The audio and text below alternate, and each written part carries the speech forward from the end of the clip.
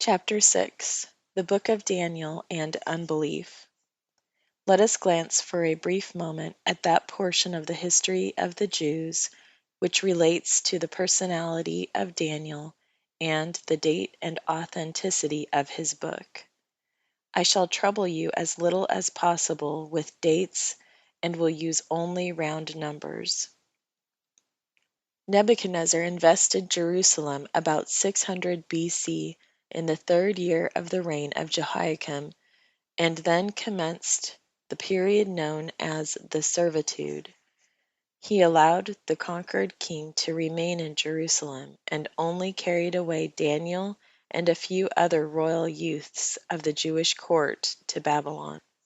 8 years afterwards, the Jews having proved rebellious, there was a second siege, and most of the inhabitants of Jerusalem were carried with their king to Babylon.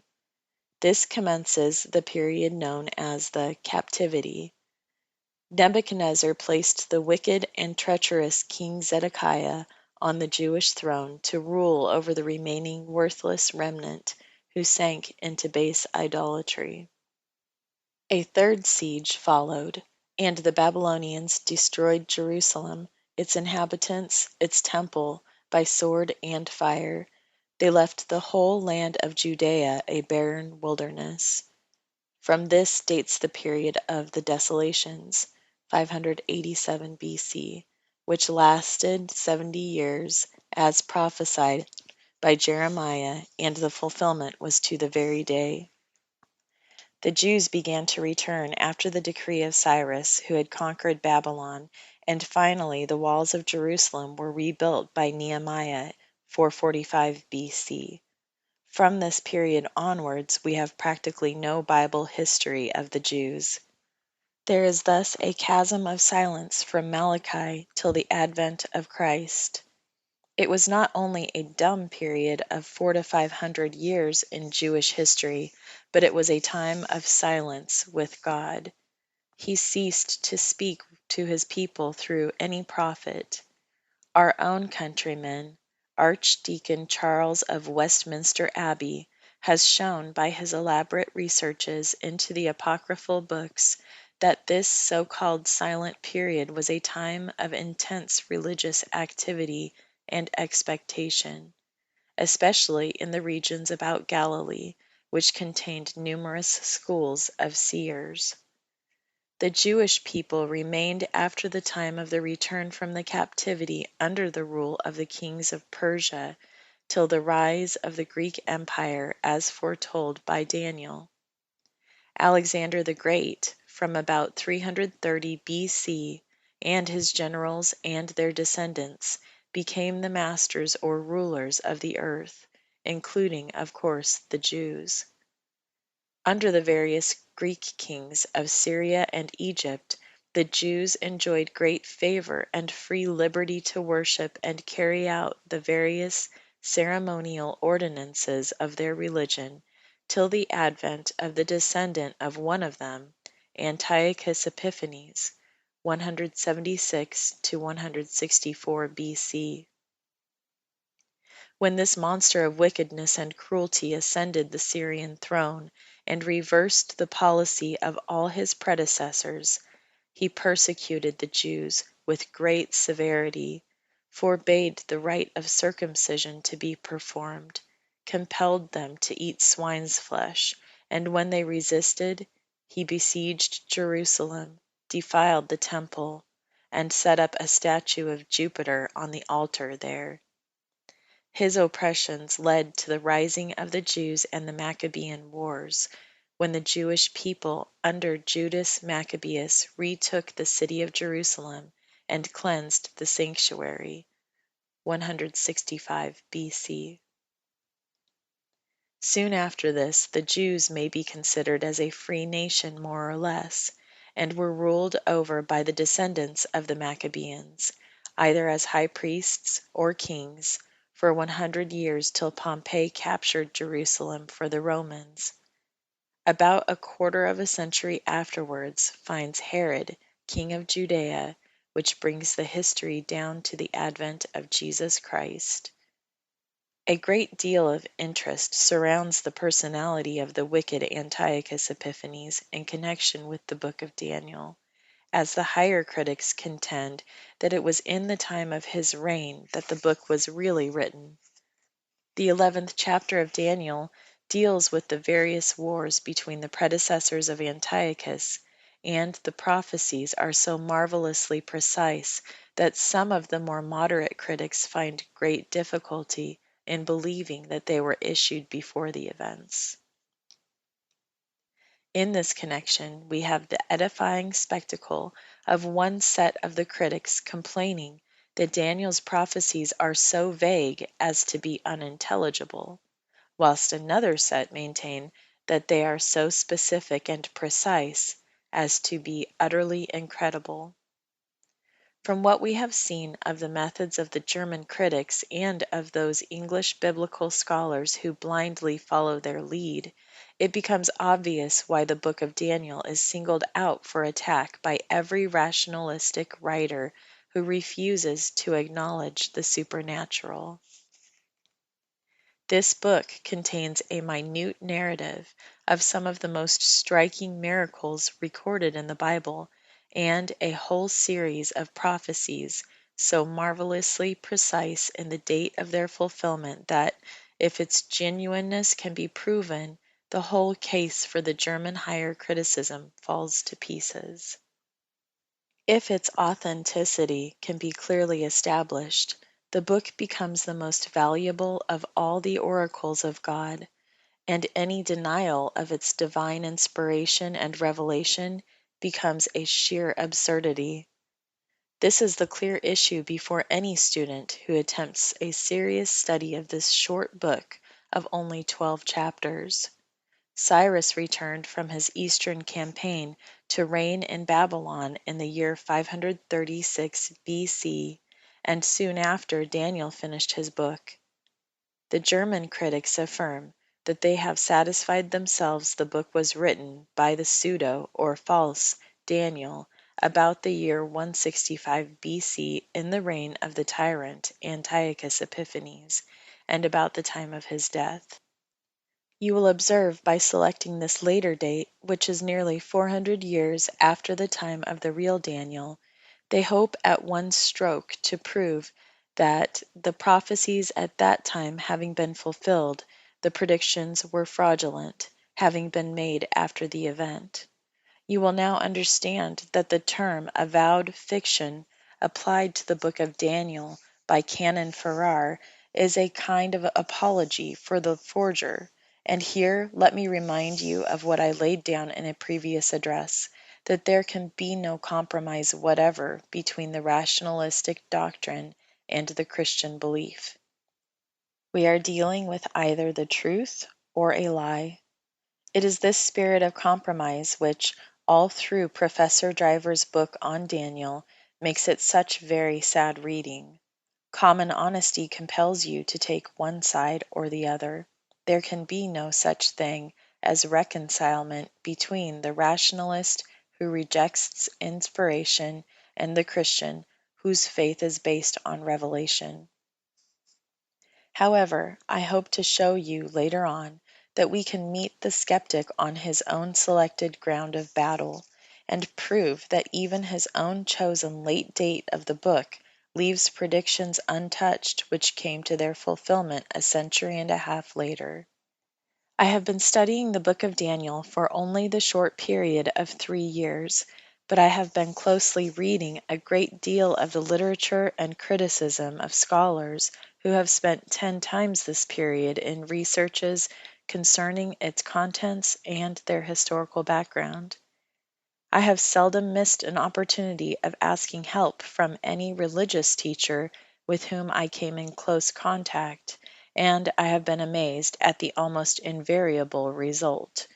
All have accepted it as a fact that the scholars had firmly established the date of the book as long after the events prophesied in it had been fulfilled, and that it was written by some other person than the Babylonian statesman, that it was full of historical inaccuracies and contradictions, Some confessed candidly that they had ceased seriously to read it many years ago, and had never preached a sermon from it. At this stage of our study, I wish to say that my own modest attempt to get into the heart of Daniel, after carefully weighing all the evidence and assumptions put forth to disprove its genuineness, has firmly convinced me that at the present time every argument and assumption has been fairly and unanswerably met. I arrived at this conclusion before I had seen the two small volumes by Sir Robert Anderson, whose official position in the Secret Service of England had for many years educated and trained him in the grave science of sifting out and weighing the value of evidence as few men have ever been trained. He has so covered the broad field of controversy in his book entitled Daniel in the Critic's Den and in The Coming Prince that I should not have thought of addressing any audience on the subject of Daniel unless I attempted to deal with several aspects of the question which he has not touched, and I might say in passing that I find it impossible to agree with some of his views about the unfulfilled or apocalyptical prophecies in the book. Grattan Guinness is here a truer interpreter on some points, but with this subject we have nothing to do at present. I was moreover encouraged to come before you after seeing a paragraph in one of the books just mentioned. True prophetic study is an inquiry into these unsearchable counsels, these deep riches of divine wisdom and knowledge. Beneath the light it gives the Scriptures are no longer a heterogeneous compilation of religious books, but one harmonious whole, from which no part could be omitted without destroying the completeness of the revelation. And yet the study is disparaged in the churches as being of no practical importance. If the churches are leavened with skepticism at this moment, their neglect of prophetic study in this true and broader aspect has done more than all the rationalism of Germany to promote the evil. Skeptics may boast of learned professors and doctors of divinity among their ranks, but we may challenge them to name a single one of the number who has given proof that he knows anything whatever of these deeper mysteries of revelation. To review all the arguments, serious and frivolous, which the German higher criticism has brought forth against the authenticity of Daniel, would occupy at least half a dozen of such addresses as our time permits of during these pleasant evenings. Any student who wishes to see the entire question thoroughly and exhaustively examined should read the classic work of Dr. Pusey, Professor of Hebrew at Oxford. I can only attempt to deal with the more serious arguments and assumptions put forth by the rationalist critics. First, let us look at the personality of Daniel himself. Though Canon Farrar is doubtful if such a person ever existed, and many of the German higher critics hold the same view. As he tells us in his own story, he was an exile living in Babylon under Nebuchadnezzar and into the reigns of the first Persian monarchs. The prophets Jeremiah and Ezekiel were his contemporary patriots, living through the exile period along with the great inspired scribe Ezra. The date and genuineness of the book of Ezekiel has not been seriously disputed.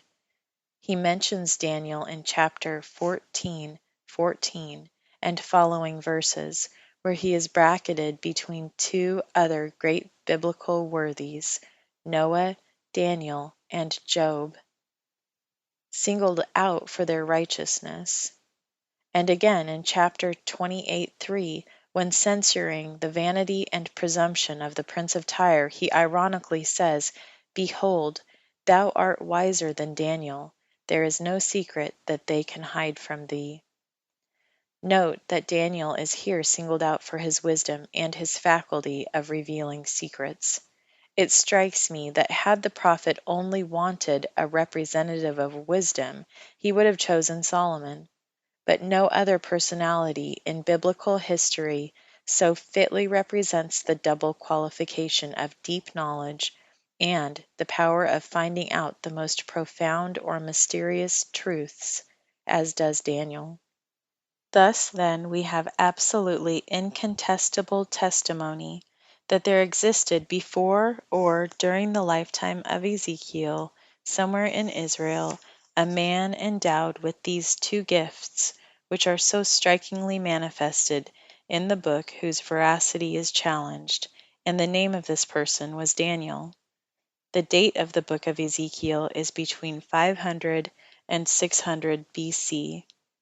From the time of the heathen writer Porphyry, who died about A.D. 300 after years of virulent abuse of Christianity, till quite modern times, the above testimony of the prophet Ezekiel was accepted as sufficient identification of the author of the book of Daniel. Mark the ingenuity of the German critic. He cannot deny or explain away Ezekiel, but he affirms that because of this mention of the name of Daniel by him, some writer 400 years afterwards signs a book under the name of Ezekiel's hero. Archdeacon Charles is brought to the aid of these critics with the very ingenious theory that after the line of the true prophets had died out, any one who dared to speak as a prophet would have been regarded as an impostor and stoned, and hence pseudepigrapha, or writings under assumed names, came into being.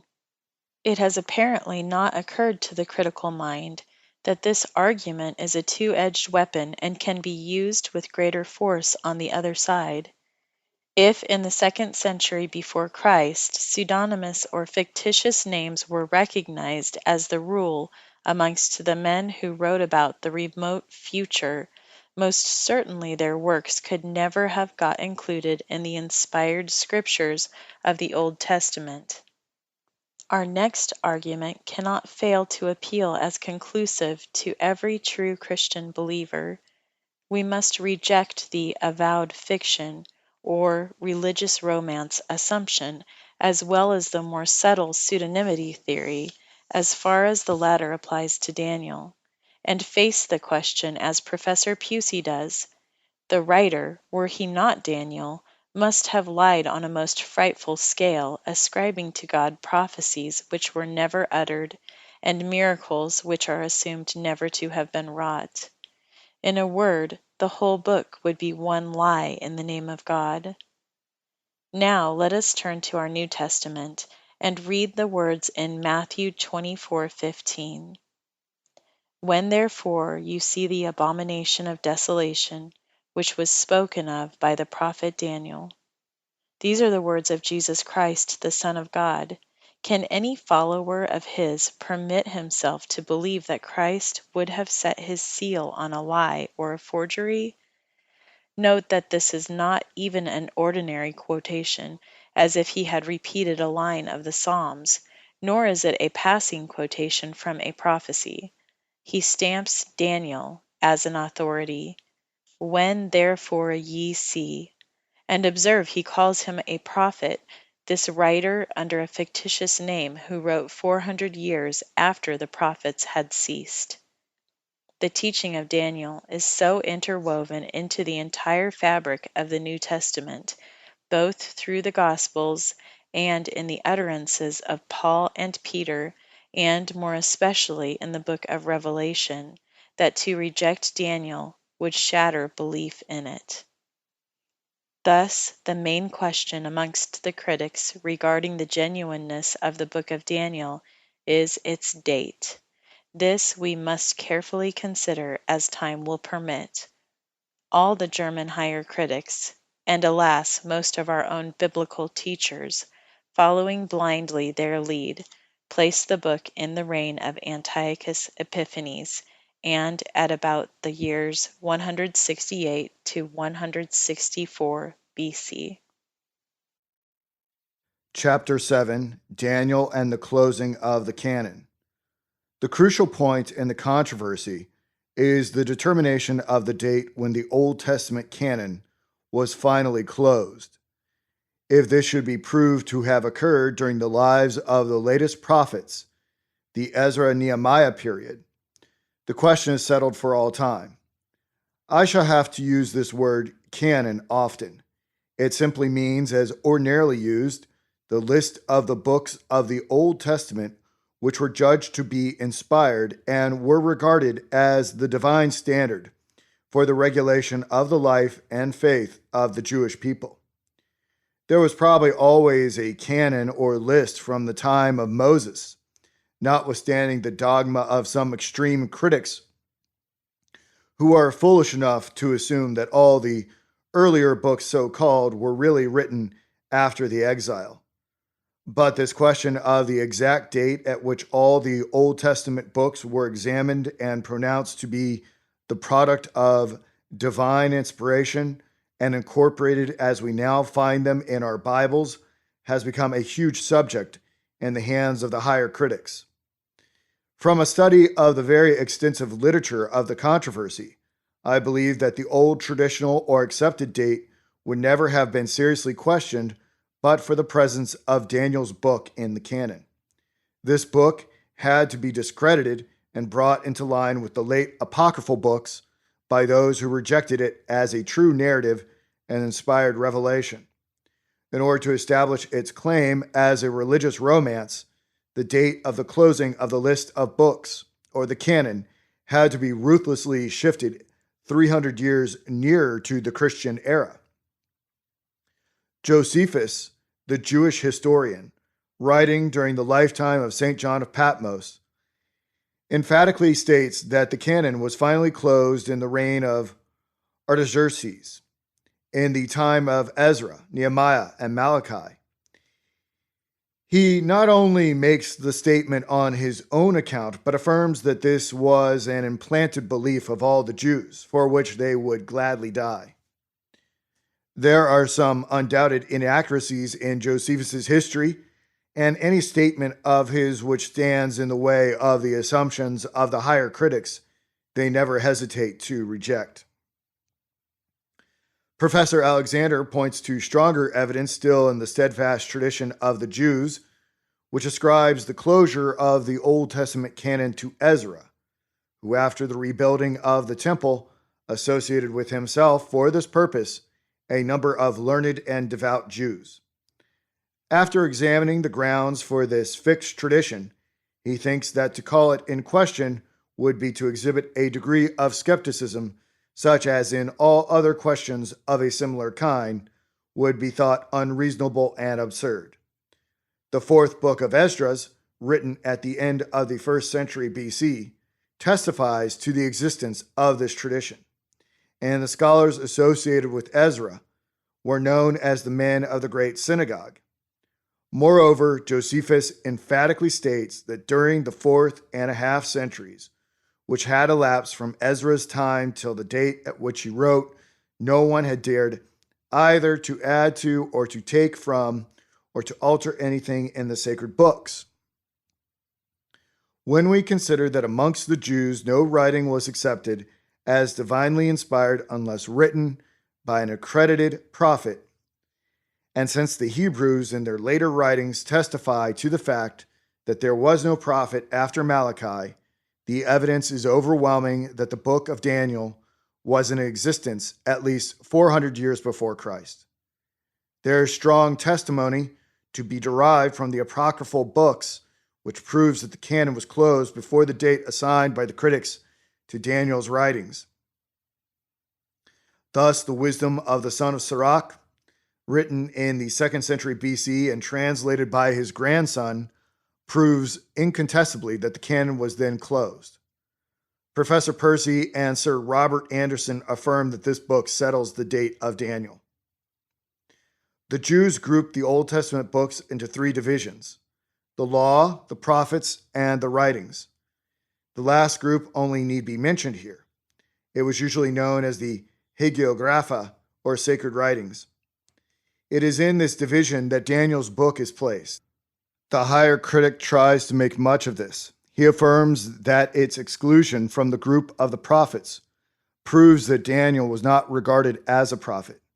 Certainly, in the sense in which these groups were defined, he was not. The Sanhedrin, or the men of the great synagogue, only regarded a man as an inspired prophet who devoted himself to the office of teaching and expounding to the people the messages he had received. Daniel was a great statesman and in no sense an official prophet, living amongst and ministering to the people. King David is likewise excluded from the before mentioned group of the prophets, and his writings are included, like the book of Daniel and the Hagiographa. Let us examine a statement made by the greatest scholar in the Church of England. Archdeacon Charles says, speaking of this group, to this third division of the canon, books were admitted down to AD 100, and the last were Canticles, Ecclesiastes, and Esther. Mark closely what follows. Daniel was admitted to this third canon at some period in the 2nd century BC, in the belief that it was written by the ancient worthy of that name, but not amongst the prophets, for the prophetic canon was closed. I quote this authority because, as far as I can find, it is the most recent statement on this question, being issued in 1914, and we must fairly weigh it. The quotation is from his book entitled Religious Development Between the Old and the New Testaments, page 43. In the same volume, on page 27, he gives the date of the book of Daniel as about 168 to 165 BC.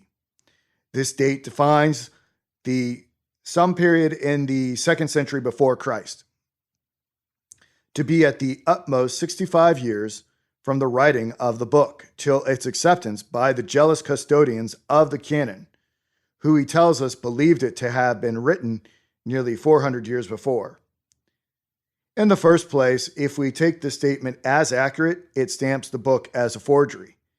It is even possible that the man who wrote it, a devout Jew, if he were a young writer, was actually alive when the fraud of its inclusion in the canon was perpetrated.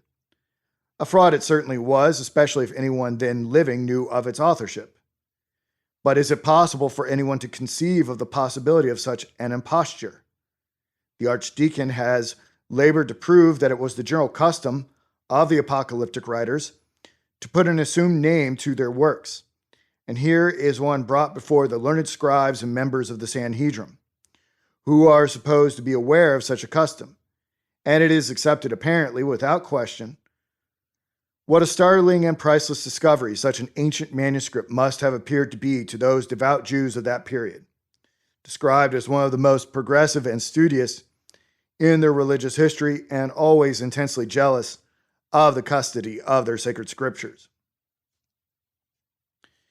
It is with extreme reluctance that I call your attention to the writing of this illustrious prelate, for whom I have the deepest respect, but it's painfully necessary for me to give you the very last word from the criticism of those who believe that they are advancing the cause of truth by the production of evidence of this kind. You will remember how the keystone of the arch of the German higher criticism, which puts forwards the date of the Pentateuch 1,000 years, consists of exactly the same kind of material. The lost book of the law, discovered in the dilapidated temple by Hilkiah during the reign of the good King Josiah, was, in the opinion of all these critics, decidedly a forgery executed by the fraudulent priests, whose material interests were injured by it. Not, however, that I wish to mention our great English divine in company with such skeptics. Before I leave the consideration of the position of the book of Daniel on the list of the Hagiographa, if the explanation which I have given of why he was not included under the prophets leaves any doubt on your mind, I may tell you that Professor Alexander brings forward very cogent reasons for believing that in the early years the book was placed amongst those of the prophets. But though the Jews guarded the canon with the most jealous care, they more than once after the advent of Christianity changed the grouping of the books. I pass over a number of proofs to be found by a close examination of other apocryphal books that show how the canon must have been closed long before the critics' date of 165 BC, e.g., the mention of the book of Daniel by Mattathias in 1st Maccabees, the third Sibylline book, and the book of Baruch contain many of the phrases of Daniel. But the higher critics try to nullify this evidence by stating that Daniel copied from Baruch. The prayers of Nehemiah are believed by Professor Pusey and others to establish the fact that he was familiar with that wonderful prayer in chapter 9 of Daniel's book, whilst they give good reasons why Daniel did not copy Nehemiah. The critics attach the greatest weight to the fact that the book of Sirach, known also as Ecclesiasticus, is silent about Daniel. It is believed to date about 200 BC, and they affirm that when mentioning the other great worthies, he omits Daniel. Therefore, the book was unknown 200 BC. The argument of silence is undoubtedly the weakest of all evidence, and the value of the omission is entirely nullified by the fact that he also omits all mention of Daniel's contemporary, Ezra, one of the most famous of all the biblical chroniclers after Moses. In reading the works of Josephus, I came on a passage which surprised me. I see it barely mentioned in the controversy, but I feel that the testimony would be unquestioned if it were produced as evidence on any point of history in which the Bible was not concerned. For the general attitude of the skeptical mind is to reject not only everything in the oracles of God involving acceptance of the supernatural, but every historical statement in the Bible, which cannot be corroborated by contemporary historians. Sometimes when they meet with such corroboration, they reject it solely because it supports the divine record, which they say must be wrong. In the Antiquities of Josephus, written about the close of the 1st century AD, in Book 11, Chapter 8, page 5, he relates that Alexander the Great, after his siege and capture of the city of Tyre, marched southwards with his invincible army on Jerusalem. The Jews, seeing resistance to be impossible, decided to surrender and at once accepted his sovereignty. He was met on the road to the city by the high priest, Levites, and principal men of Jerusalem, and Josephus states in the following words: He, Alexander, went up to the temple and offered sacrifices to God. And when the book of Daniel was showed to him, wherein Daniel declared that one of the Greeks should destroy the empire of the Persians, he supposed that himself was the person intended. And he was then glad, and he dismissed the multitude. This was about 330 BC, and 165 years before the higher critics state the book of Daniel was written. We ask ourselves, is this a wicked invention of the Jewish historian, or a true narrative of a tradition carefully and piously handed down from one devout Jew to another for several successive generations? When we come to examine the prophecies contained in the book of Daniel, we shall find that he accurately foretold 200 years before that a great Greek king was to arise and conquer the world, and that one of his successors, not his lineal descendant, would mercilessly oppress the chosen people. It would be decidedly unjust to brand every critic who denies the true date of the book of Daniel as an unbeliever in the ordinarily accepted meaning of that term. There is a large and increasing number of pious and godly men, I believe many of them call themselves modernists, whose devout study of the Bible has led them to arrive at very remarkable and interesting conclusions. They say, and no doubt very plausibly, that the sacred books should be studied in the light of the increased knowledge of modern days. Mark the source of this increased knowledge or new light. They apply a sort of evolutionary or Darwinian hypothesis to prophecy and inspiration, and believe that the Holy Spirit, indwelling in every true believer, confers upon him the power of developing a more and more perfect knowledge of God and of his laws than was possible to those living in former days, and that this accumulated experience amounts in the long run to a degree of inspiration or something which they mistake for it. This is the only explanation that I can give you for the enormous importance which some of these philosophers attach to the apocryphal books. Not, however, confining this doctrine to the operation of such an evolutionary process affecting the minds of men since the descent of the Holy Ghost at Pentecost, they apply the theory to the old prophets, who were the direct instruments or mouthpieces of God. They believe that the later prophets improved in this way upon the older ones and reinterpreted the unfulfilled prophecies of their predecessors to make them fit in with later conditions. This doctrine is different, but only in degree, from the wild theory of the gradual development of the Jewish religion from pagan ideals held by the German higher criticism, which denied the possibility of divine revelation and rejected the idea of God having ever spoken directly to the patriarchs, Abraham, Jacob, and his descendants. This led to their rejection of the personalities of these worthies, and even of Joshua, Moses, and David, whom they transformed into astral myths. It is not difficult to see how this latter theory, on being pushed too far in the case of the prophets, makes it difficult for them to accept the advanced and precise prophecies of Daniel, delivered so early as in the reign of Nebuchadnezzar or the first Persian kings. The difficulty is got over in two ways. First, by making the date 400 years later, and secondly, by denying that it contains any true prophecies whatever. Without our rejecting the doctrine that even amongst the individuals of the line of true prophets, there was a gradual or progressive development in their personal faith and godliness, and that there was an increasing clearness and precision in the predictive utterances.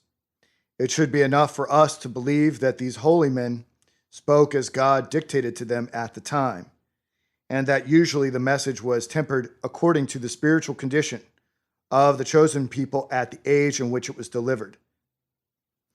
Unless in those unmistakable instances where the divine ruler veiled his message in language, which was intentionally mysterious, so that after the prophecy had been fulfilled, his chosen people would be convinced that the event was specially planned for their instruction, their deliverance, or punishment.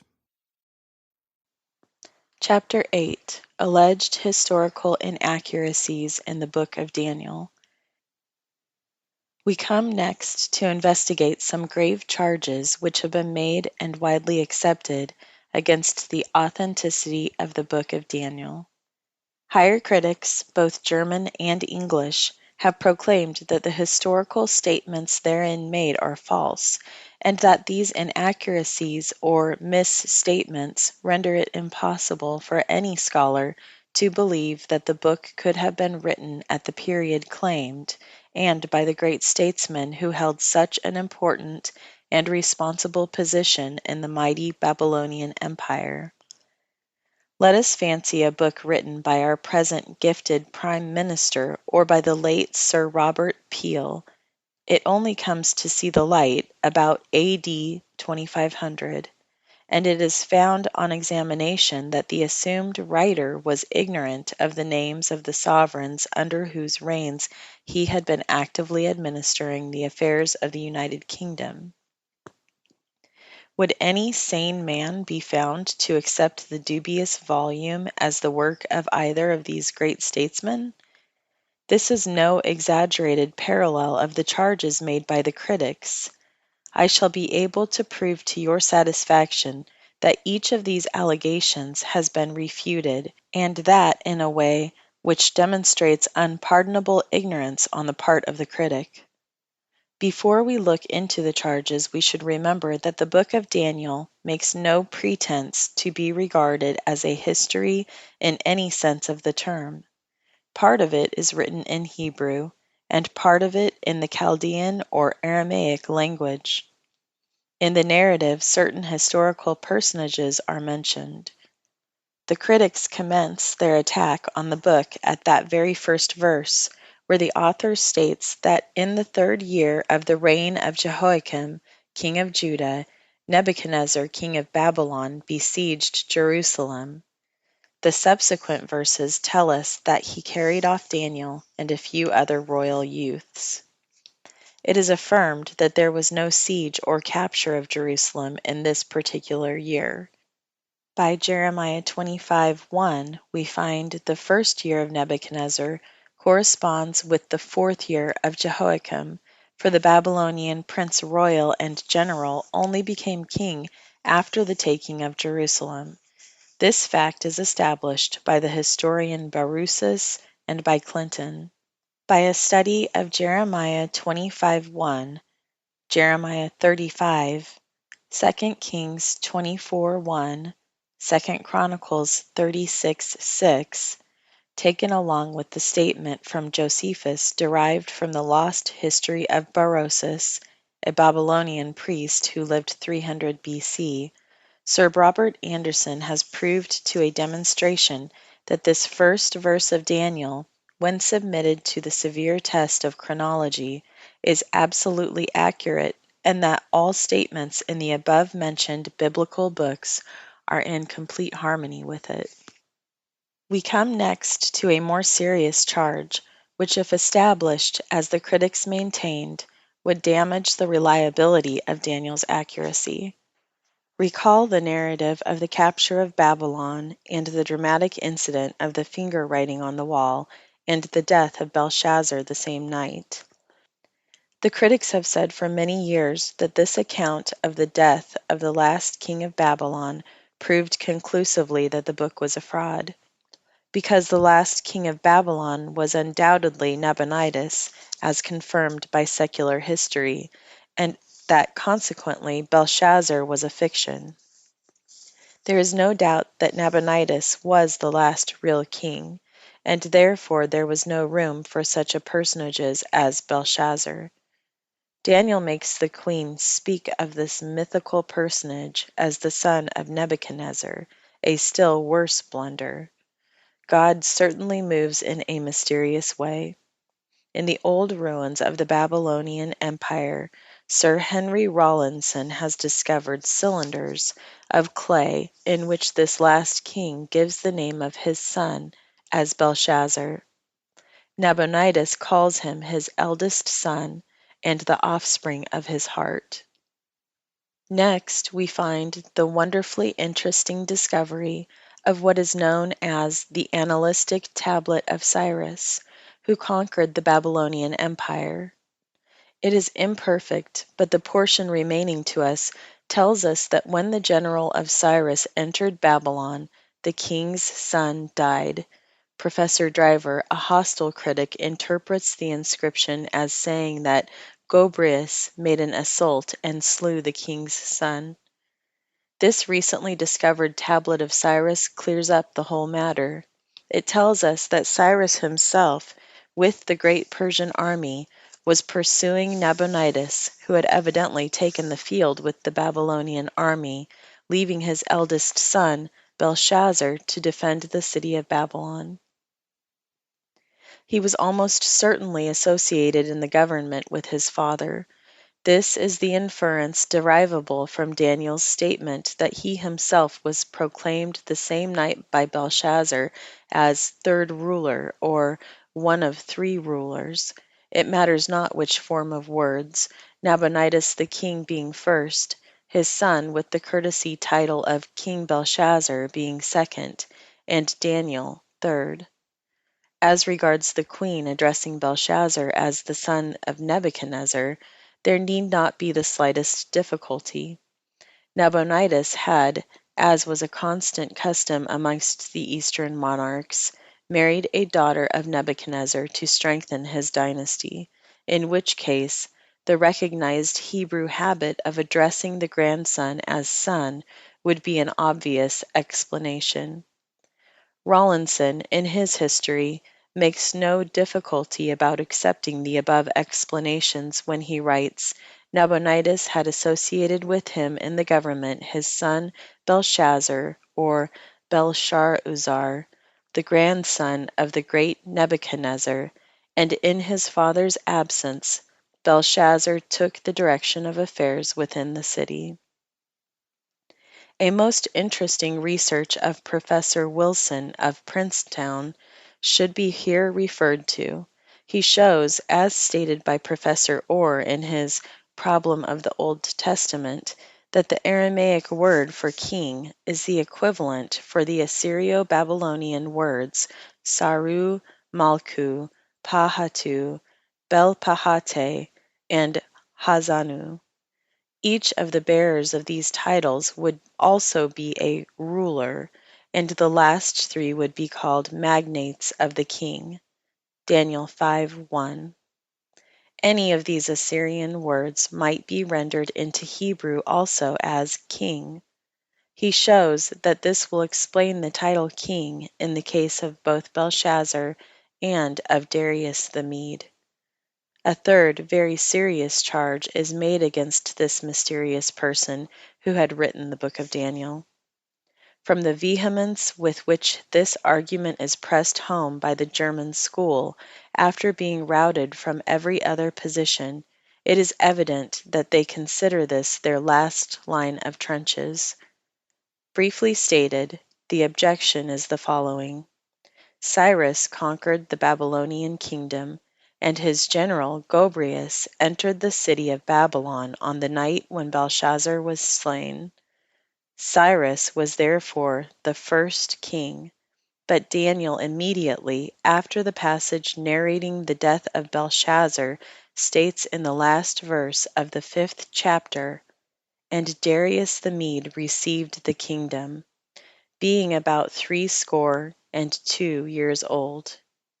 According to Daniel, Darius the Mede was the first king, and the first verse of the 6th chapter proceeds to tell how he set the aged prophet and statesman at the head of the 120 satraps in company with 2 other presidents. There is no mention made in history or in any list of the Medo-Persian monarchs of this so-called Darius the Mede. We must not confound him with later rulers to whom the title of Darius was given. The critics say this is a fundamental objection, and conclusive evidence that whoever wrote the book under the name of Daniel was in profound ignorance of the most rudimentary knowledge of the time of which he professed to write. The historical integrity of Daniel is thus filed down to the answer of the query, who was Darius the Mede? Let us note that the word Darius was a throne name, something like Kaiser, Czar, or Pharaoh. When Cyrus conquered Babylon, he marched northward and eastward to subdue Asia. Though his wars are treated in a fabulous manner by the old historians, and many of their reports are myths, we know that he conquered and reigned over what is now known as Afghanistan. For the period of his absence it was necessary that he should appoint a temporary ruler or viceroy to administer the affairs of Babylon. Whom did he appoint? His own monumental tablet answers the question. Peace to the city Cyrus did establish. Gobryas his governor proclaimed peace to all the province of Babylon. He, Gobryas, appointed governors in Babylon. In a previous sentence of the inscription, Cyrus tells us who Gobryas was. He was the governor of Kurdistan, and hence a Median prince, who reigned as viceroy over Media, and he resided in the capital of that country, in the city of Ecbatana. Can anything be more natural than that? On the return of Cyrus from his first eastern campaign, Gobryas should drop his temporary title and return to his own province and city of Ecbatana or Achmetha to resume his sovereignty or former rule. Now I wish to show you that this assumption is rendered almost a certainty by one of the most striking links in the chain of evidence, as if God had taken precaution to silence every doubt. If you turn to the 5th chapter of Ezra, you read how Cyrus, after the Babylonians had been defeated, had issued a decree permitting the Jews to return to Jerusalem and build the temple. They returned and were for years prevented by the wicked inhabitants of the surrounding country, when an appeal was made to a new king of Babylon, and a fruitless search was made amongst the archives of the city for the old decree of Cyrus, which was forgotten and lost. The first verse of the 6th chapter relates how the roll was finally discovered in the palace of the viceroy at Ecbatana, the home of Gobryas, who had naturally carried back to his own city the records of his brief reign as Darius the Mede in Babylon. You will thus observe that every single objection made by the critics against the accuracy of the historical statements in the book of Daniel has been fairly and conclusively met. Their objections have been demonstrated to be founded on ignorance of secular history and a lack of sound investigation of those passages of the contemporary sacred writers which bear upon the years of the reign of Jehoiakim. It is true that the finding of the lost decree of Cyrus in the city of Ecbatana cannot fairly be considered as a demonstration that Darius the Mede was Gobryas. But we must remember that the Cyrus tablet distinctly states that Gobryas appointed the governors of Babylon, and Daniel just as distinctly affirms that these subordinate rulers were appointed by Darius the Mede. It seems that the only reasonable conclusion to arrive at is that Gobryas and Darius were one and the same person. In this harmonizing conclusion we can confidently rest till the pickaxe and spade of the explorer restore further monumental proofs which must drive the unbelieving German critics from their last line of trenches. We next shall glance at objections against the date of Daniel, and consequently against the authenticity of his book, derived from internal evidence arising from a consideration of various points of philology or a study of words. This need not delay us, nor put any serious tax on your attention. Formerly the literature of this part of the controversy was most voluminous, but it has now dwindled into nothing, as the critics have in despair abandoned one position after another. You will remember that a portion of the book was written in Aramaic or Babylonian or Chaldean, and another part in Hebrew. The most intensely hostile critics of Daniel were Dean Farrar and Canon Chain. These surpassed the wildest German opponents of the genuineness of the book. Dean Farrar was forced to admit that perhaps nothing certain can be inferred from a philological examination either of the Hebrew or Chaldee portions of the book. The character of the language proves nothing. Canon Chain was also compelled to make a similar admission. These admissions might be regarded as settling the question, but Professor Driver, in his unfortunate desire for compromise, holds that the Hebrew of Daniel supports the theory of a later date, while Professor Pusey, also a professor of Hebrew, entirely neutralizes the value of this opinion by telling us that the Hebrew of Daniel corresponds to the time of about 550 B.C., when the book was really written. Many years ago, the German higher critics trumpeted forth a blast of victory. Daniel was once and for all finally discredited. A great discovery had been made. They found in the book a number of Greek words. As Greek was not spoken in the East till after the time of Alexander, this was conclusive evidence that the book must have been written after his time, 330 B.C. These words, said to be pure Greek words, have been submitted to the most minute examination, by scholars hostile and friendly alike, and there is now a consensus of opinion that the long list must be cut down to two Greek nouns, which are the names of two musical instruments. And a no less distinguished scholar than Professor Pusey seems to doubt the Greek origin of these two words. Still the critics, like drowning men, cling tenaciously to these two substantives. It must seem to you almost unbelievable that scholarly men should attempt to shatter the belief of 2,500 years by such cobweb arguments, and it must tax your credulity to believe that I am not consciously or unconsciously withholding something which would exonerate these men from such puerilities. Leaning on the broken reed of these two words, names of two musical instruments, Professor Driver hobbles along through his textbook on Daniel on this crutch.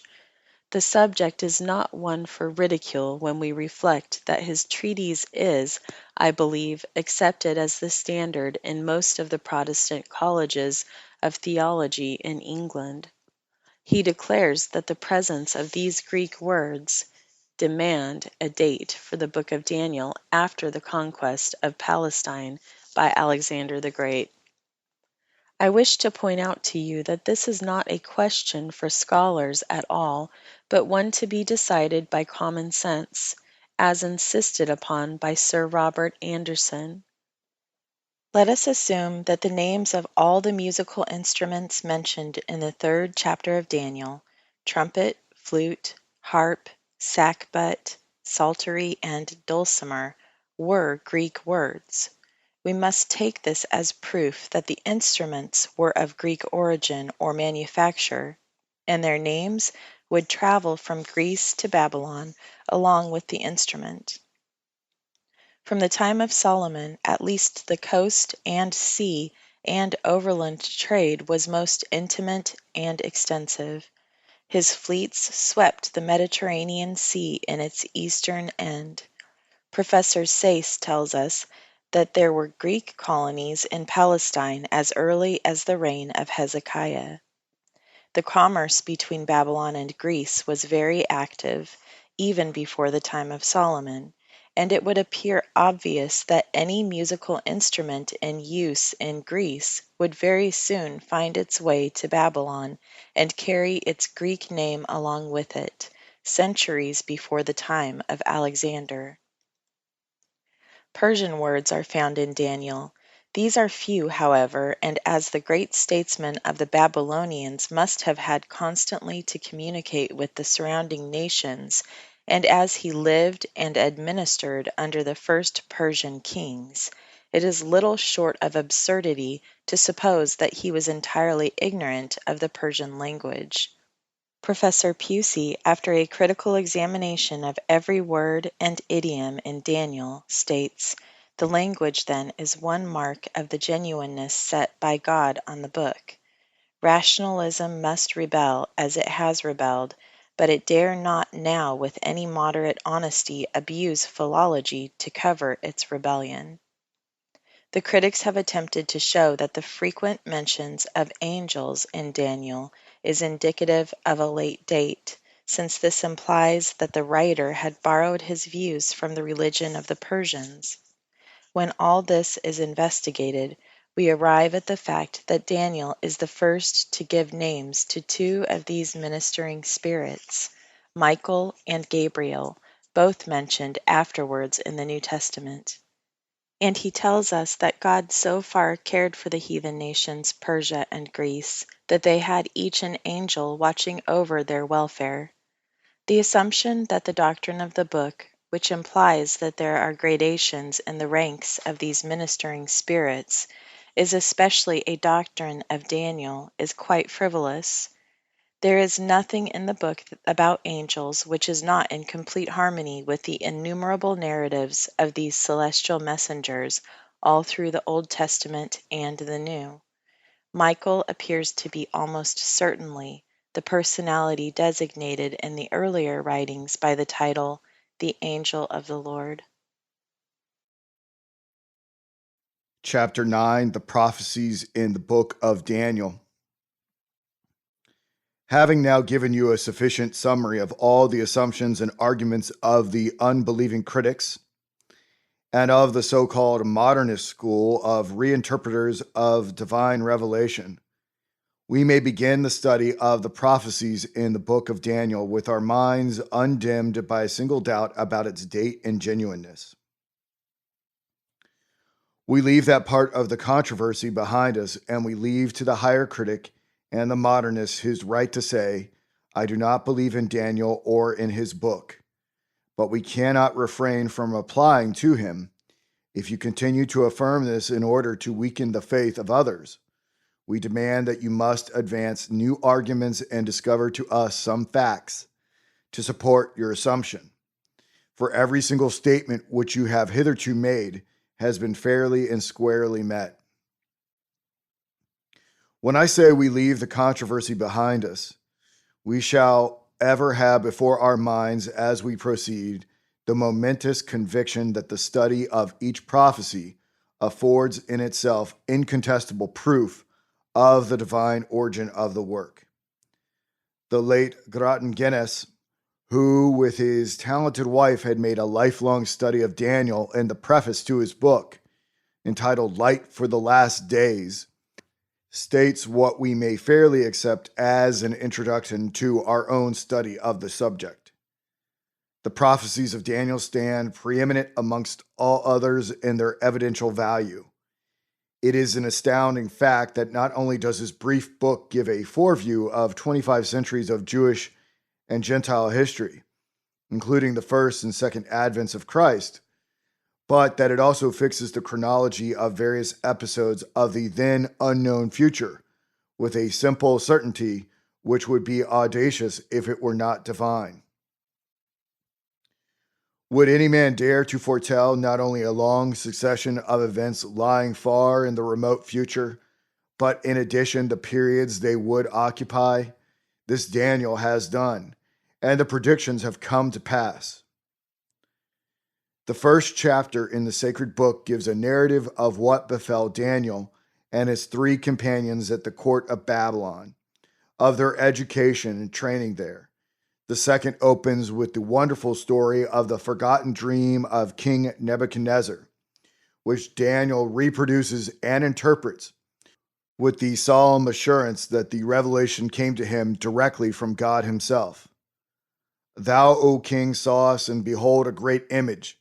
This image, which was mighty, and whose brightness was excellent, stood before thee, and the aspect thereof was terrible. As for this image, his head was of fine gold, his breast and his arms of silver, his belly and his thighs of brass. His legs of iron, his feet part of iron and part of clay. Thou sawest till that a stone was cut out without hands, which smote the image upon his feet that were of iron and clay, and brake them in pieces. Then was the iron, the clay, the brass, the silver, and the gold broken in pieces together, and became like the chaff of the summer threshing floors. And the wind carried them away, that no place was found for them. And the stone that smote the image became a great mountain, and filled the whole earth. This is the dream, and we will tell the interpretation thereof before the king. Thou, O king, art king of kings, unto whom the God of heaven hath given the kingdom, the power, and the strength, and the glory. And wheresoever the children of men dwell, the beasts of the field and the fowls of the heaven hath he given into thine hand, and hath made thee to rule over them all. Thou art the head of gold. And after thee shall arise another kingdom inferior to thee, and another third kingdom of brass, which shall bear rule over all the earth. And the fourth kingdom shall be strong as iron, for as much as iron breaketh in pieces, and subdueth all things, and as iron that crusheth all these, shall it break in pieces and crush. And whereas thou sawest the feet and toes, part of potter's clay, and part of iron, it shall be a divided kingdom. But there shall be in it of the strength of the iron, for as much as thou sawest the iron mixed with miry clay. And as the toes of the feet were part of iron and part of clay, so the kingdom shall be partly strong and partly brittle. And whereas thou sawest the iron mixed with miry clay, they shall mingle themselves with the seed of men, but they shall not cleave one to another, even as iron doth not mingle with clay. And in the days of those kings shall the God of heaven set up a kingdom which shall never be destroyed, nor shall the sovereignty thereof be left to another people.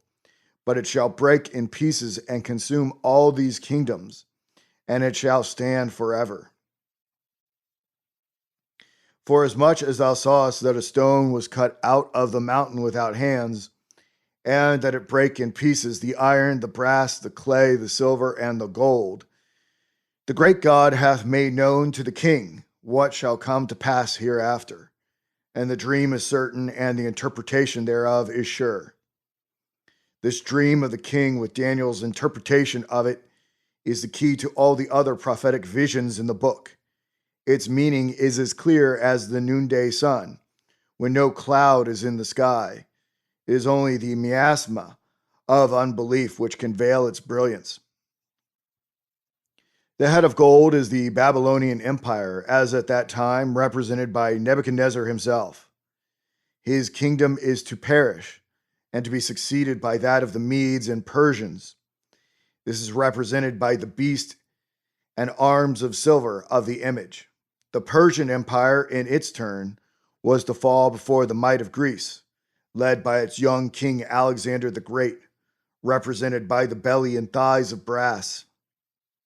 A fourth mighty kingdom, the greatest the world has ever seen, was to arise and crush all other nations, kingdoms, and peoples. This was unquestionably the Roman Empire, which first split into two, as represented by the legs, and finally into 10 separate kingdoms, figured by the 10 toes of the image of iron and clay. Many interpreters who interpret Daniel's interpretation of the dream insist that these 10 nations or kingdoms into which the great Roman Empire divided, constituting a commonwealth of kingdoms, paying a voluntary submission to Rome, have maintained themselves for the last 13 centuries as 10 kingdoms, sometimes one more or less, but at an average of 10 during all the varying changes of power and of dynasties in Europe. Other scholars of the Bible believe that this latter part of the prophecy refers to events still to come, to those days which shall immediately precede the termination of the Gentile period, when there shall be a revival of the ancient Roman Empire, divided into 10 new kingdoms with a fierce king or Kaiser controlling their united might.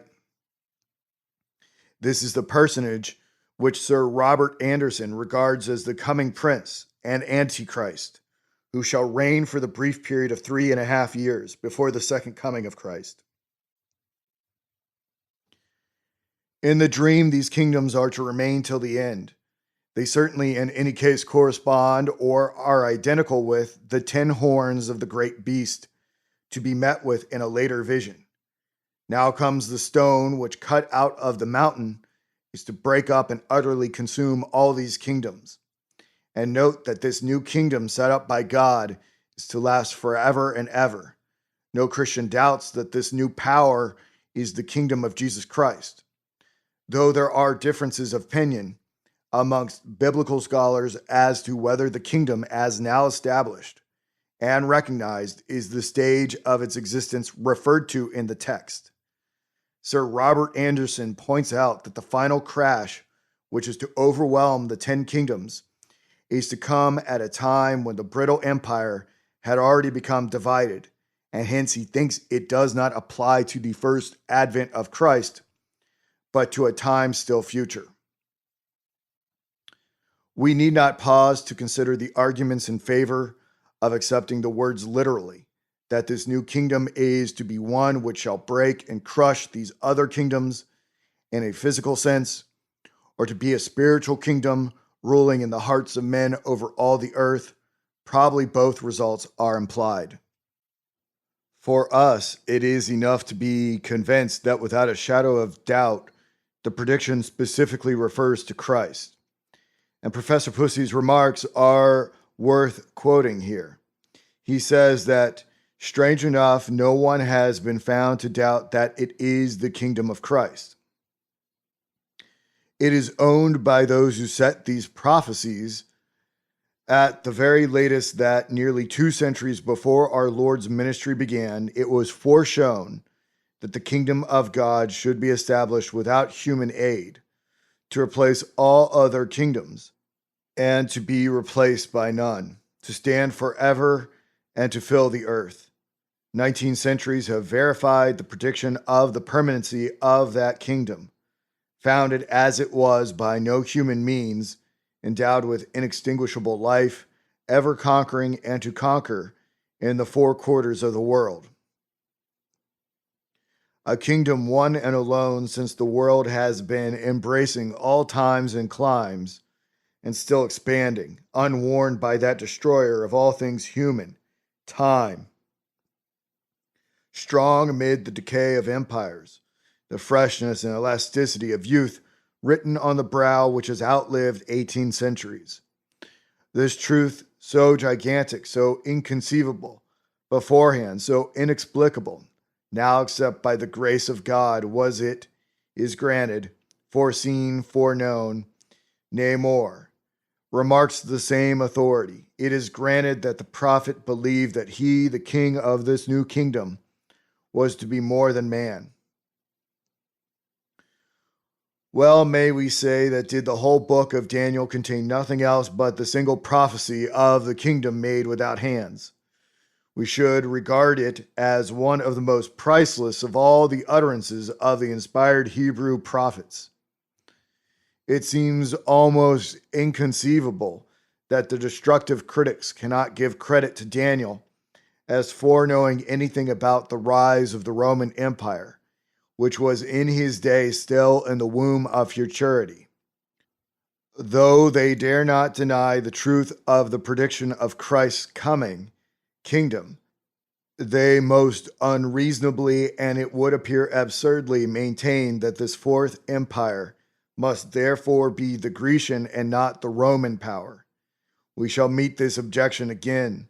The succeeding visions prove to an absolute demonstration that this fourth composite kingdom can be no other than the Roman power.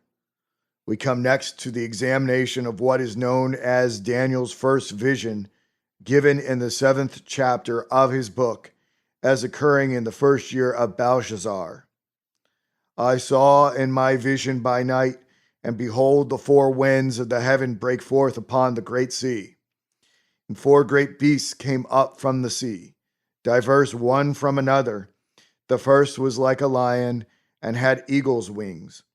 I beheld till the wings thereof were plucked, and it was lifted up from the earth and made to stand upon 2 feet, as a man, and a man's heart was given to it.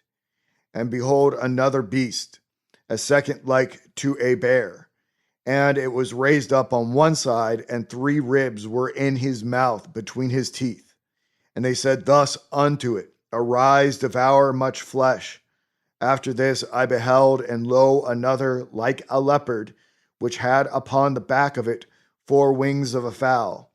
The beast had also 4 heads, and dominion was given to it. After this I saw in the night visions, and behold, a 4th beast, terrible and powerful, and strong exceedingly, and it had great iron teeth. It devoured and brake in pieces, and stamped the residue with his feet. And it was diverse from all the beasts that were before it, and it had 10 horns. I considered the horns, and behold, there came up among them another horn, a little one, before which 3 of the first horns were plucked up by the roots. And behold, in this horn were eyes like the eyes of a man, and a mouth speaking great things. I beheld till thrones were placed, and one that was ancient of days did sit. His raiment was white as snow, and the hair of his head like pure wool. His throne was fiery flames, and the wheels thereof burning fire. A fiery stream issued and came forth from before him. Thousands ministered unto him, and 10,000 times 10,000 stood before him. The judgment was set, and the books were opened. I beheld at that time because of the voice of the great words which the horn spake. I beheld even till the beast was slain, and his body destroyed, and he was given to be burned with fire. And as for the rest of the beasts, their dominion was taken away, yet their lives were prolonged for a season and a time. I saw in the night visions, and beheld there came with the clouds of heaven one like unto a son of man. And he came even to the Ancient of Days, and they brought him near before him, and there was given his dominion and glory, and a kingdom, that all the peoples, nations, and languages should serve him. His dominion is an everlasting dominion, which shall not pass away, and his kingdom that which shall not be destroyed. It is perfectly clear and certain that this vision is a repetition of King Nebuchadnezzar's dream, and the four beasts here take the place of the four different parts of the metallic image. Babylon, Medo-Persia, Greece, and Rome are all again portrayed. Daniel inquired particularly about the fourth kingdom, and he was told almost in the same words as in the dream of the king that it was to be different from all other kingdoms, and was to devour the whole earth, to tread it down, and to break it in pieces. As for the horns, those certainly correspond accurately to the 10 kingdoms represented by the 10 toes of the image. Daniel is told that they represent 10 kingdoms, which shall yet arise. He is informed that the little horn shall arise after them, and shall be diverse from them, and shall put down 3 kings. We ask ourselves, what is this little horn? Ever since the Reformation, it has been held by nearly all Protestant interpreters of the scripture to correspond to the New Testament Antichrist and to be papal Rome. We shall minutely look into the marked characteristics of this little horn as drawn for us in the 7th chapter of Daniel.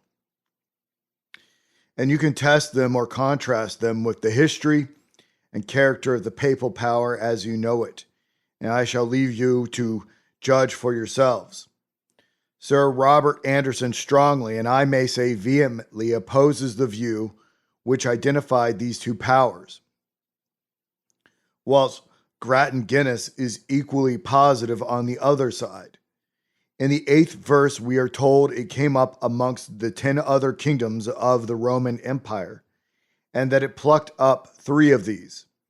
Sir Isaac Newton, 200 years ago, tells us that early in the 8th century, the Pope of Rome rooted up and subdued the 3 kingdoms.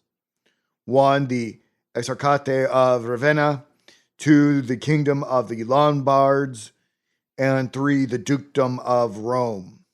Acquired Peter's patrimony out of these dominions, and thereby rose up as a temporal prince, king, or horn of the fourth beast. These victories were achieved and secured through the military aid of Pepin and Charles the Great, kings of France.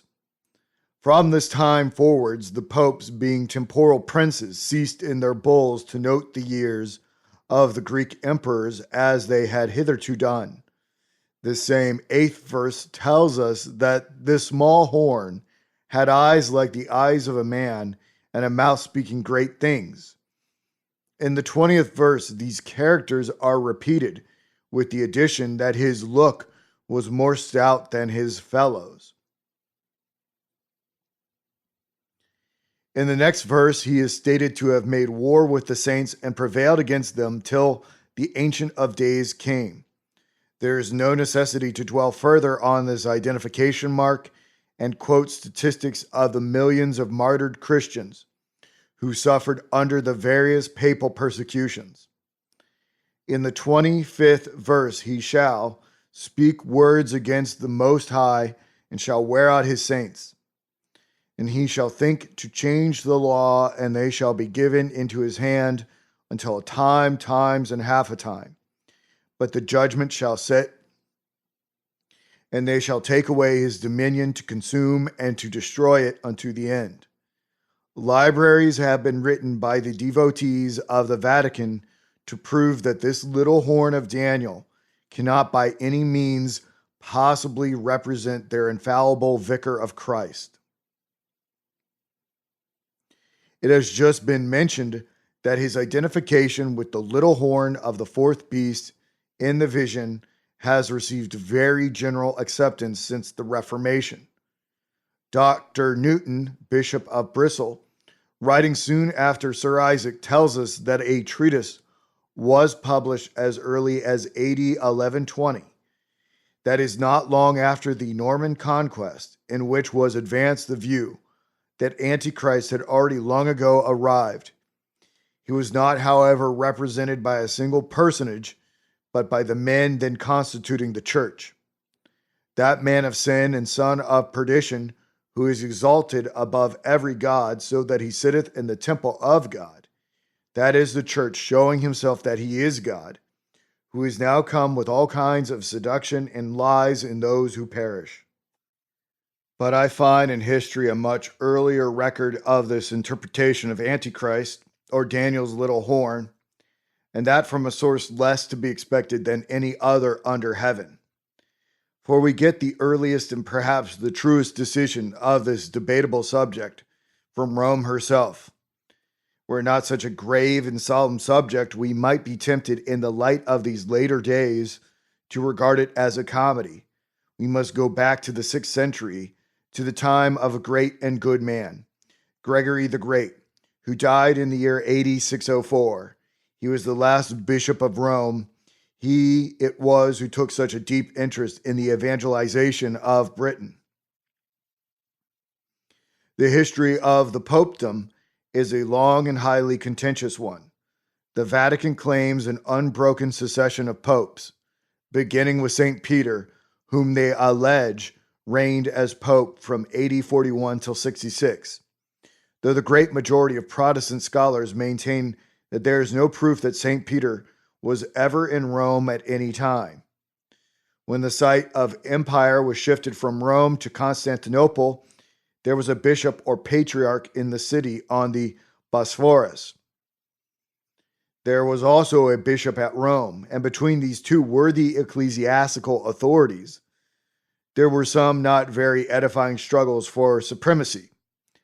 These culminated towards the close of Gregory's last years of the Roman bishopric, when the bishop of Constantinople, known as John the Faster, attempted to assume the title and office of universal bishop over all Christendom. Gregory, the bishop of Rome, considered it to be his duty to fulminate against this outrage on the church. He boldly affirmed that whoever took the title of universal bishop doth forerun Antichrist. Writing of his rival, John the Faster, he says, by the pride of his what thing else is signified, but that the time of Antichrist is now at hand. The king of pride, that is Antichrist, approacheth, and that is wicked to be spoken. An army of priests is prepared. This was the first attempt to set up a pope. That is, a universal bishop. Call his predecessors what you will. And it appears to have failed. 3 years after Bishop Gregory's death, the Emperor Focus, being upon the imperial throne after murdering every one of the seed and remote kinship of the late emperor, proclaimed Bishop Boniface III of Rome universal bishop, with jurisdiction over all Christendom. He was thus the first real pope, and around the years of his office center many interesting points concerning the date of the final fulfillment of Daniel's prophecy. He ascended the newly established papal throne in AD 607. Whether we are to take this year or the subsequent date when the papacy became first established as a temporal power after conquering the 3 Italian kingdoms in the 8th century, has long been a debatable point. But we must not overlook the fact that these various horns signify not personal potentates, but kingdoms. To return to an examination of the characters of the four beasts mentioned in the first vision, history gives us remarkable and startling corroboration of the identity of each. The first Babylon is symbolized as a lion, the king of beasts, represented in the dream of the king as interpreted by Daniel, who addresses him as the King of Kings. Note that at the time of this vision, in the reign of the last ruler of Babylon, the empire was already tottering to its fall. The wings of the lion were already plucked, and its great lion heart was replaced by a weak human one. We can hardly forget that our own British Empire has for its national symbol the lion. Just as certainly shall our own lion of the sea get its wings plucked when in unbelief he turns his back upon the Almighty Being who has for his great ends placed him at the head of all the great powers of the earth. So shall a weak man's heart be given to him when that day comes that he ceases to sway his scepter in accordance with the demands of impartial justice and righteousness, but lowers it to the pressure of unbelieving factions that recognize no God but the God of might, and worship to no sound but to that of the mad mob's million feet.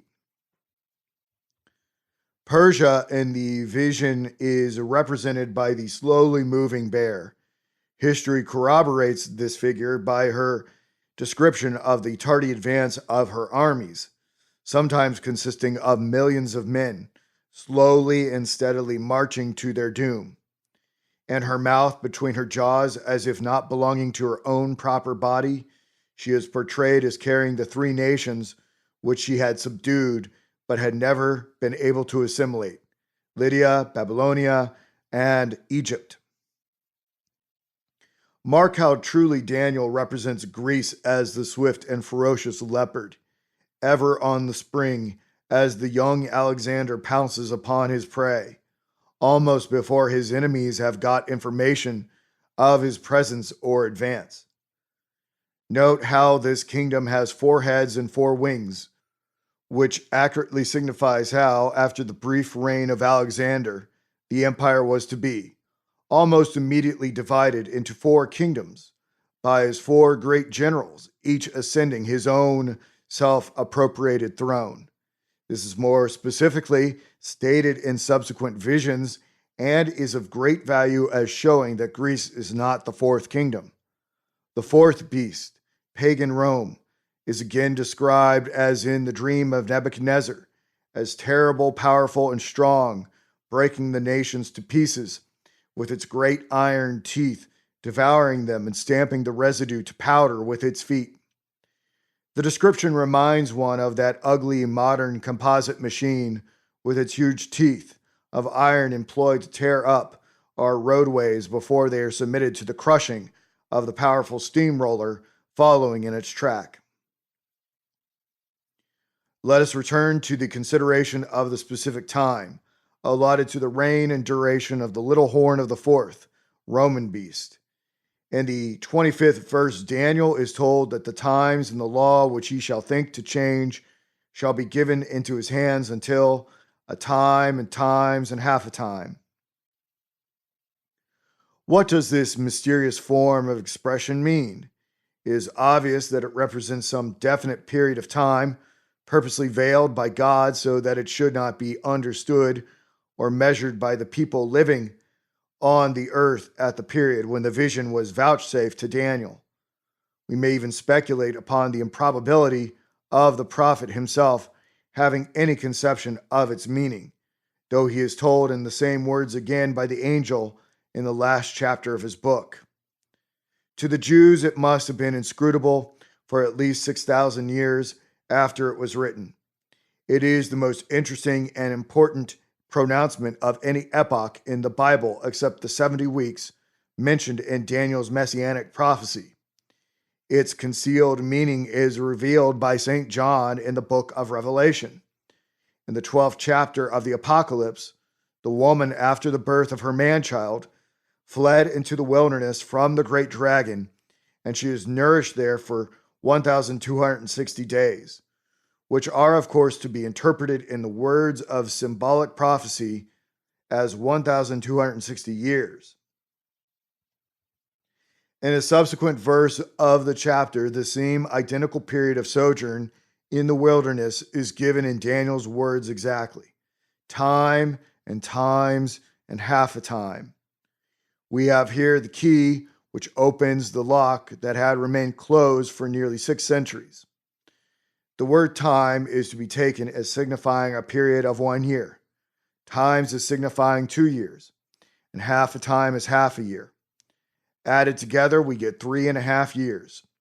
That these 3.5 years are years of days is proven by the first measure of the period given as 1,260 days, which is the exact number of days contained in 3.5 lunisolar or prophetic years. But for this remarkably specific prophecy of John, we probably never might have guessed correctly the period of time allotted by God for the lifetime of this little horn. But the same date mentioned in the two apparently different and contradictory terms gives us the clue to Daniel's mysterious unit of time. Do not attempt to confuse the question of the identity of this dragon with Daniel's little horn belonging to the fourth or Roman beast. Our present purpose is to get certainty about this vague looking period, really meaning 1,260 years. Let us note a still more remarkable corroboration of this identity in the 13th chapter of Revelation. We have Daniel's little horn, evidently identical with the head of the beast there described in the opening verse. It has also 10 horns and has 7 heads. One of his heads is seen as though it had been smitten to death, and there was given unto him a mouth speaking great things and blasphemies. And he made war with the saints and overcame them.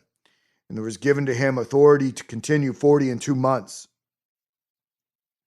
You may well wonder at the marvelous minuteness and care exercised by God in giving his children glimpses into the remote future, thousands of years in advance. Now this period of 42 months is 3.5 years, or 1,260 days, or times and half a time. There can here be no possibility of a mistake. No reasonable mind can call the remarkable juxtaposition of symbols a coincidence. The only thing left for us to consider in connection with this prophecy is the length of these years. The Jewish year consisted of only 360 days, and the Babylonian year was the same. There are good reasons for believing that all the ancient peoples of the East divided the year into this even number of days. The Jews have a tradition that Abraham reckoned his year in like manner. If there had been any room for a doubt on the subject, it has been set aside by the accuracy and thoroughness of Sir Robert Anderson. He found, when investigating for himself the prophecy of Jeremiah, which allotted 70 years as the period during which the Jews were to suffer the desolations, that not only were the starting point and the fulfillment date clearly defined so that the accuracy of the prediction could be easily tested, but the 70 years which came true to the very day are years of 360 days each. This then is the lunisolar year, the old Jewish, Abrahamic, Chaldean, as well as the prophetic year. Groton Guinness, by working out the terminal periods of all Daniel's specifically timed predictions in these lunisolar years, and also both in lunar years and calendar years, obtains an almost bewildering array of dates which sometimes produces most startling results, and often leaves the mind of the biblical student in doubt whether he has not proved too much.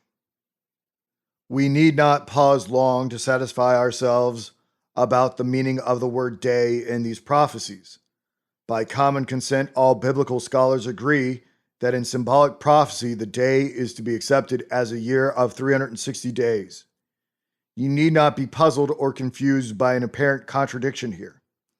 We have just spoken of Jeremiah's prophecy of 70 years of the desolations of Judah. It was this very prediction which caused Daniel to approach God in supplication for the restoration of his people. And he evidently had no doubt of these years being literal years and not years of days, because Jeremiah's prediction was in no sense a symbolic prophecy. In the symbolic foretellings of Daniel and John, a day is always a year of 360 days, and a week means 7 years, and consequently 70 weeks signify 490 years. Now you will naturally expect that I am going to tell you, since we have settled that the 1,260 years allotted to the lifetime of the power of this little horn of Daniel's fourth beast is thus confidently settled.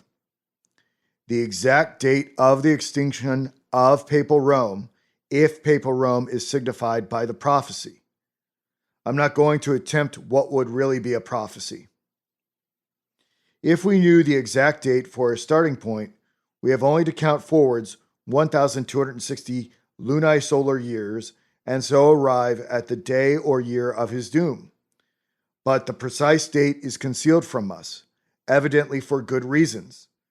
We do not know exactly when the power of popedom can be considered as fully established. Should we start with the year of the Edict of Phocas, or with that period about 2 centuries later, when temporal power was conferred upon it? We started out mainly with the intention of surveying the marvelous mine of wealth which God, in his love for us, has bequeathed in his revealed word, and which, in my humble judgment as a layman, is not being studied, explored, or worked as he intended it should be. It is in the prophecies which have been already fulfilled that we can realize the inestimable value of his gift. They are the rock under our feet on which we can firmly stand, supported in strong faith in these terrible days of world upheaval and unrest and under the dark clouds which threaten our own beloved island. Yea, they are the everlasting rock on which the true believer may rest unmoved by the higher criticism and every other phase of unbelief, as he anticipates the approaching wreck of matter and the crash of worlds. Therefore, I hesitate to obscure my aim by dwelling upon speculations about the exact dates when these unfulfilled eschatological predictions shall see their full accomplishment. Not one jot or tittle can fail, and that these prophecies referring to the latter days shall be fulfilled is more certain than the rising and setting of tomorrow's sun. I would not be speaking candidly, however, if I refrained from saying that my own study of prophecy has convinced me beyond all doubt that we are near, possibly on the eve of the most momentous happenings that have ever taken place on our planet. In the meantime, we shall glance at the next vision of Daniel. This occurred during the 3rd year of Belshazzar, as recorded in the 8th chapter of the book. In it, the Medo-Persian kingdom is represented as a ram with 2 unequal horns. The greater horn coming up last represented Persia, which was soon to supersede the dual kingdom. The he-goat with 1 large horn between his eyes represents the new empire of Alexander the Great, before which was to fall in humiliation the Persian ram. 4 horns arise from the forehead of the Greek goat after the first solitary one had been broken. There cannot be any doubt that these 4 horns represent 4 new Greek kingdoms, appropriated by Alexander's generals soon after his early death. We are told in the 22nd verse that 4 kingdoms shall stand up out of the nation, but not with his power. It is therefore obvious that this second vision is a repetition and an amplification of the 2nd and 3rd kingdoms, Medo-Persian and Greek, previously depicted in the dream of Nebuchadnezzar and sketched in outline in the first vision. But a new nation or kingdom is described in the 8th verse. Out of these notable 4 horns came forth a little horn, which waxed exceedingly great toward the south and toward the east and toward the glorious land Palestine. This power is usually referred to as Daniel's 2nd little horn. It must not be confounded with the little horn arose out of or amidst the 10 horns in the 4th beast, pagan Rome, in the previous vision. This is an offshoot of the third or Grecian kingdom and arises in some part of the earth at that time, ruled over by one of the successors of the great Alexander's four generals. Its origin must have been in the northwest. In the 23rd verse of this chapter 8, he it is who is believed to be signified in the following words: and in the latter time of their kingdom, Greece, when the transgressors are coming to the full, a king of fierce countenance and understanding dark sentences shall stand up, and his power shall be mighty, but not by his own power, and he shall destroy wonderfully, and shall prosper and do his pleasure, and he shall destroy the mighty ones and the holy people, and through his policy he shall cause craft to prosper in his hand, and he shall magnify himself in his heart, and in their security shall he destroy many. He shall also stand up against the prince of princes, but he shall be broken without hand. In the previous verses, Daniel was told that he would take away the continual burnt offering, throw down the sanctuary, and tread the host underfoot unto 2,300 days, when the sanctuary was to be cleansed. This was the transgression that maketh desolate. There are serious difficulties in identifying this little horn of the Grecian beast. Professor Pussy glosses over all difficulties and simply refers to it as Antiochus Epiphanes. Josephus, the Jewish historian, and St. Jerome accepted the same interpretation and are followed by many other scholars of prophecy in modern times. Some students get over all difficulties by regarding the little horn as a type of Antichrist.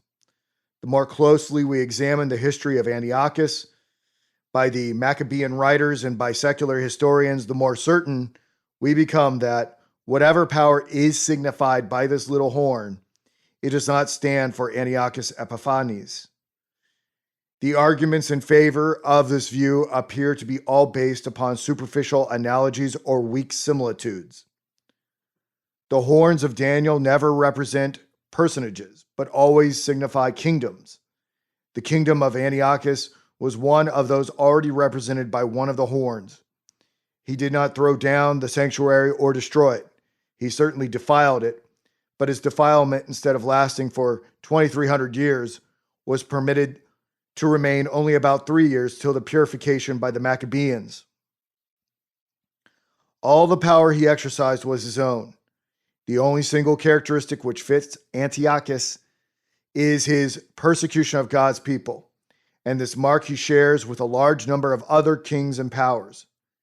Bishop Newton, quoting the words, "4 kingdoms shall stand up out of the nation," argues that this implies that the fifth, the little horn, kingdom was not of the nation. He brings very cogent reasoning to show that this new kingdom was the Roman power in its infancy, commencing in the heart of the Grecian Empire. And he remarks that Sir Isaac Newton, with that sagacity which was peculiar to him, and with which he penetrated into Scripture as well as into nature, perceived plainly that this little horn could not be drawn from Antiochus Epiphanes, but must be designed for some other subject. When we turn to the examination of Sir Isaac's book, we find that he regards it as the kingdom of Macedonia, from the time that it became subject to the Romans, because this kingdom ceased to be one of the 4 horns when the Romans conquered its king, Perseus. Hence, this little horn became a kingdom of a new sort, a horn of the goat, which grew mighty, but not by his own power, a horn which rose up and grew potent under a foreign power, the power of the Romans. And following its development in ancient history, he finds that it answers all the characteristics in the prophet's utterances. Henceforward, he states, the last horn of the goat continued mighty under the Romans till the reign of Constantine the Great and his sons, and then by the division of the Roman Empire between the Greek and Latin emperors. It separated from the Latins and became the Greek Empire alone, but yet under the dominion of a Roman family, and at present it is mighty under the Turk. Now, if we could feel justified in accepting the Mohammedan power as the modern or present-day representative of this little horn, much of the difficulty which has surrounded the interpretation of this vision would disappear. Because when you turn to a survey of the condition of events in the Eastern world, you will find that it has been foretold. To permit ourselves to be swayed by present appearances in weighing the meaning of any cryptic prophetic utterance is likely to tempt us to interpret wrongly. It is the rock upon which many an adventurous prophecy monger's bark has been wrecked. To study minutely the past history or present condition of some world power or kingdom, and then to ransack the scriptures for some prophecy, which may be twisted or made to fit in with the history, is never a safe proceeding. It is obviously more reasonable first to scrutinize minutely and ponder over the biblical text till we arrive, if we can, at its divine meaning, and then to look around at past or present conditions and see if these defeat or support our conclusions.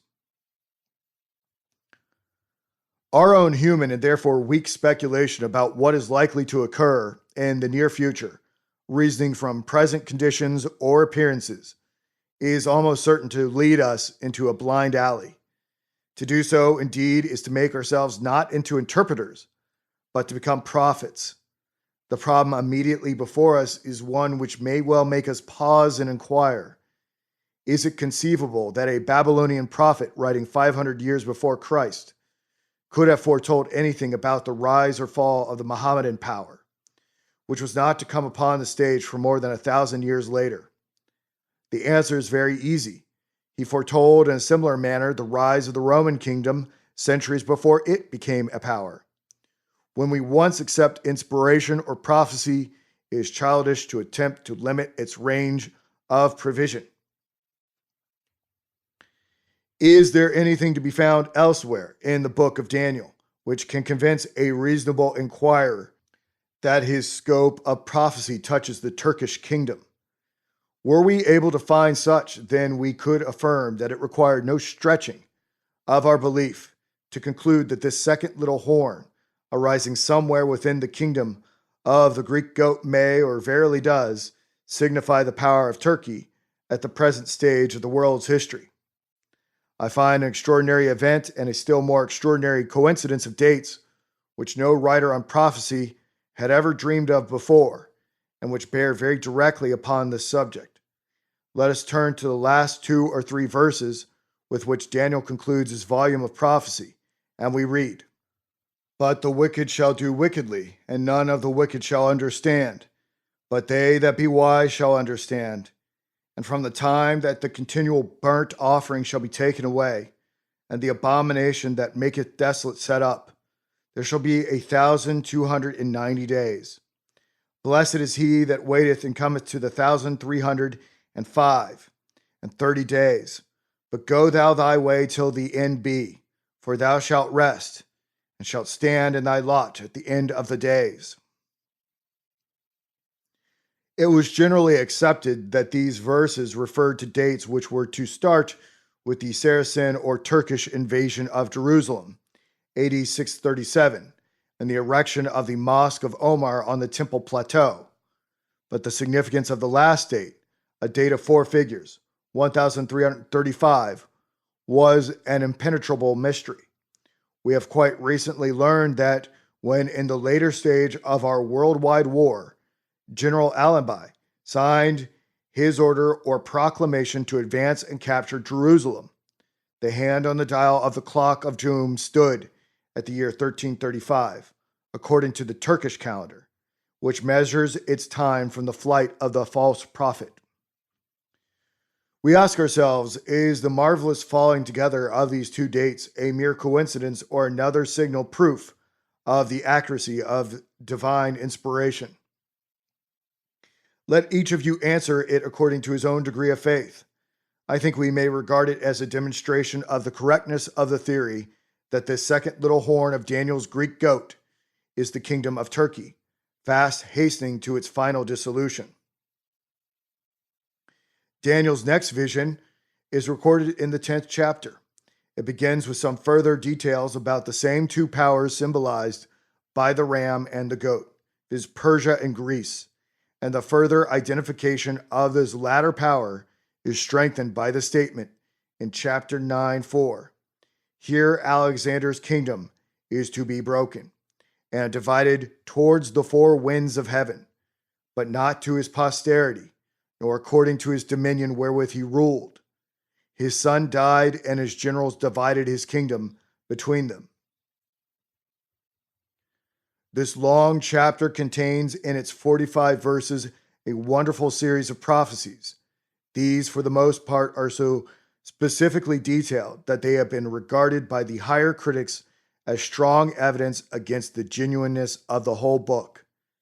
They affirm that where they are to be accepted as meaning anything, the predictions must have been made after the events had actually occurred.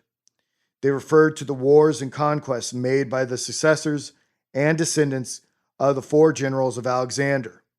The history of the doings of these Greek kings of Syria and Egypt and of their theaters of war is more full and complete in the book of Daniel than in secular history, either Jewish, Roman, Greek, or Christian. To study each prophecy and to trace out its actual fulfillment as corroborated by historical research would necessitate a separate series of lectures. The student who wishes to pursue the subject will find each prediction carefully verified in its fulfillment to the minutest detail in the work of Sir Isaac Newton, who apparently had devoted years of laborious research in exploring and examining every corner of the historical records dealing with this part of the world from the time of the death of Alexander the Great to the rise of the Roman Empire. This 11th chapter deals largely with the doings of Antiochus till the 30th verse is concluded. After this, we are told, arms shall stand on his part, and they shall profane the sanctuary, and take away the continual burnt offering, and set up the abomination that maketh desolate. And they that be wise among the people shall instruct many, yet they shall fall by the sword, and by flame, by captivity, and by spoil many days. Now when they fall, they shall be holpen with a little help, but many shall join themselves unto them with flatteries. There is a general agreement amongst scholars that arms signifies the Roman kingdom, and these desolations with their persecutions and sanctuary desecrations foretell the sufferings of the Jews and of the early Christians under the emperors of pagan Rome till the advent of Constantine, when they were to be holpen with a little help. The king in verse 36 is believed to signify a type of Antichrist. If this king or kingdom also stands for the Mohammedan power, one might suggest that the last two verses had their initial fulfillment in a crucial phase of the late war. But tidings out of the east and out of the north shall trouble him, and he shall go forth with great fury to destroy and utterly to make away many. And he shall plant the tents of his palace between the sea and the glorious holy mountain. Yet he shall come to his end, and none shall help him.